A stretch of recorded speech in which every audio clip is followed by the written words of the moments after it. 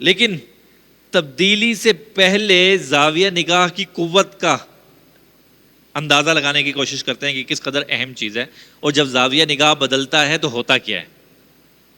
Metro میں کس کس نے سفر کیا؟ سب نے۔ کوئی ایسا جنہوں نے نہ کیا ہو؟ سب نے کیا ہوا ماشاء اللہ۔ کیسا رہا تجربہ؟ رش والا یا سیٹ ویٹ ملی؟ رش والا۔ تو یہ بھی ایک ایسے ہی شخص کی کہانی ہے کہ جو روزانہ میٹرو پہ سفر کیا کرتا ہے، صبح بھی جاتا ہے تو میٹرو پہ، اور واپس سے دفتر سے واپس آتا ہے تو میٹرو میں ہی واپس آتا ہے۔ لیکن اتفاق ایسا کہ صبح جب وہ میٹرو پہ بیٹھتا ہے تو وہ گاڑی بھر چکی ہوتی ہے، اور جب شام کو لوٹتا ہے واپس اور اپنے آفس سے جب وہ میٹرو کے اسٹاپ پر پہنچتا ہے وہاں پہ بھی اسے گاڑی بھری ہوئی ملتی ہے۔ تو یہ کئی مہینوں سے میٹرو پہ سفر کر رہا ہے، لیکن ہمیشہ رش میں کھڑے ہو کے دھکم پیل بڑی مشکل سے اندر جاتا ہے۔ اس کا تجربہ میٹرو کا یہی ہے۔ ایک دن ہوا یہ کہ چھٹی والا دن، اتوار والے دن اسے کوئی کام ہوا، اور کام بھی صبح سویرے فجر کے بعد۔ عام معمول میں تو یہ اتوار والے دن میٹرو پہ سفر نہیں کرتا تھا، اور جن دنوں میں سفر کرتا تھا وہ بھی 8-9 بجے کرتا تھا جب وہ رش عروج پر ہوتا تھا۔ اب جب اتوار والے دن اور وہ بھی صبح صبح میٹرو پہ پہنچا، ٹوکن لیا، گاڑی آئی، گاڑی کا دروازہ کھلا، اور جیسے ہی اندر داخل ہوا اسے ایک خوشگوار حیرت کا جھٹکا لگا۔ اس نے دیکھا پوری گاڑی خالی پڑی ہے۔ اوہ ہو، 4-5 لوگ بیٹھے ہیں بس۔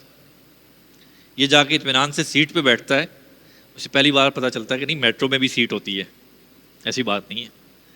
اب 5-6 لوگ بیٹھے ہیں، ایک بابا جی تسبیح پڑھ رہے ہیں، ایک نوجوان نے کانوں میں ہینڈ فری لگائے ہوئے ہیں، ایک صاحب اونگ رہے ہیں، اور ایک صاحب کوئی کتاب پڑھ رہے ہیں۔ بس یہ 4-5 لوگ ہیں، اور یہ بھی بیٹھ جاتا ہے۔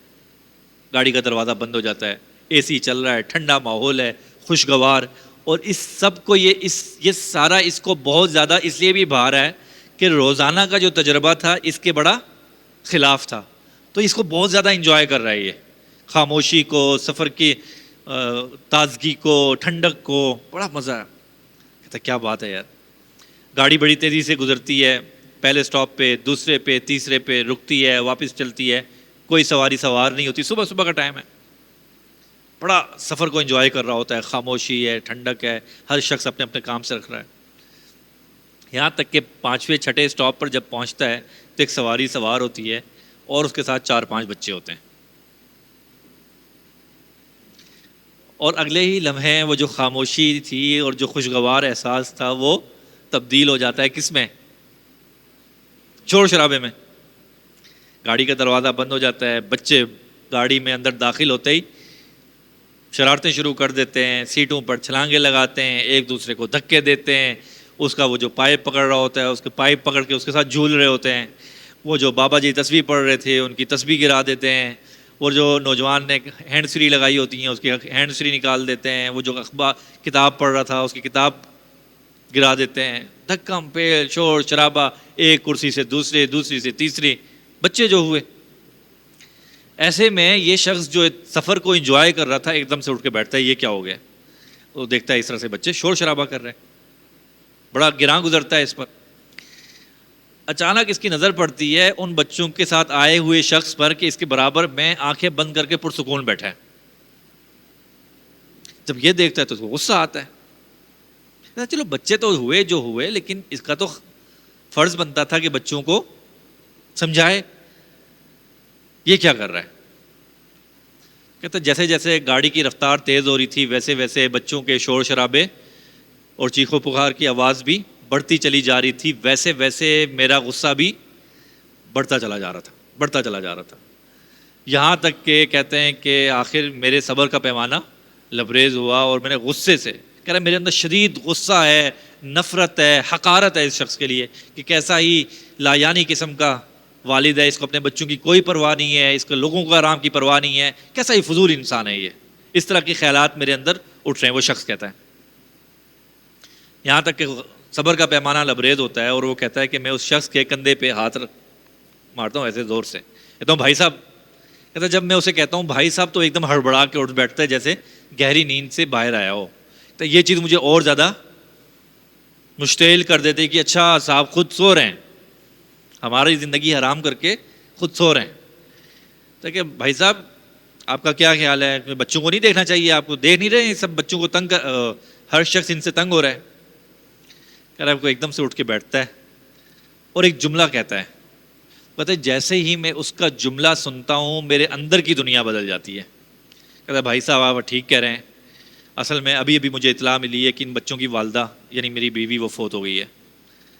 تو ابھی تو مجھے یہی نہیں پتا کہ میں نے خود کو کیسے سنبھالنا ہے, بچوں کو سنبھالنا تو دور کی بات ہے. تو جیسے ہی میں یہ بات سنتا ہوں میرے اندر کی دنیا بدل جاتی ہے, اور وہ شخص جو ابھی مجھے انتہائی لایانی قسم کا فضول ترین شخص نظر آ رہا تھا اب ایک قابل ترس اور قابل ہمدردی شخص نظر آ رہا تھا, جس کے لیے میرے دل میں نفرت اور حقارت کے جذبات تھے, اب میرے دل میں اس کے لیے محبت اور ہمدردی کے جذبات ہیں, مدد کے جذبات ہیں. نفس الامر میں کچھ نہیں بدلا,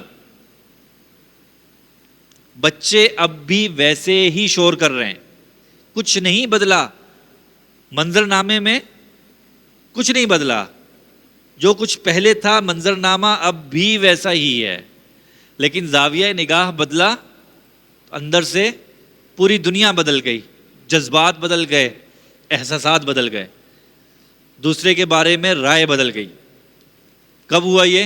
جب زاویہ نگاہ بدلا. جہاں سے پہلے کھڑے ہو کے دیکھ رہا تھا اسے ایک لایانی قسم کا فضول شخص نظر آ رہا تھا, جس کو نہ اپنے بچوں کی تربیت کا خیال ہے نہ دوسروں کے آرام اور کا خیال ہے. اور اب جہاں سے کھڑے ہو کے دیکھ رہا ہے وہاں سے اس کو ایک ایسا شخص نظر آ رہا ہے جس کے بچے ماں کے بغیر رہ گئے, ایک قابل ترس اور قابل ہمدردی نظر آ رہا ہے. نفس الامر میں کچھ نہیں بدلا. یہ زاویہ نگاہ ہوتا ہے جو میرے اور آپ کے جذبات کو, احساسات کو وجود دیتا ہے. یہ درست تو اس پر آنے والے جذبات, احساسات, رویے وہ بھی درست, اور یہ غلط تو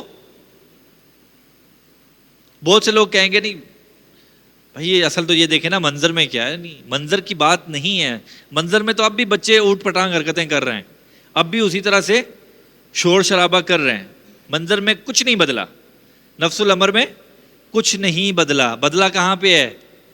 ناظر کے دیکھنے کے انداز میں. یہ دنیا ویسی ہی ہے جیسے پہلے تھی, ویسے ہی رہے گی. بدلنا کس نے ہے؟ ہمارے زاویہ نگاہ نے, ہمارے دیکھنے کے انداز نے بدلنا ہے. جب وہ بدلے گا تو ہمیں دنیا بدلی بدلی نظر آئے گی, ایک نئی دنیا ہمارے سامنے منکشف ہوگی.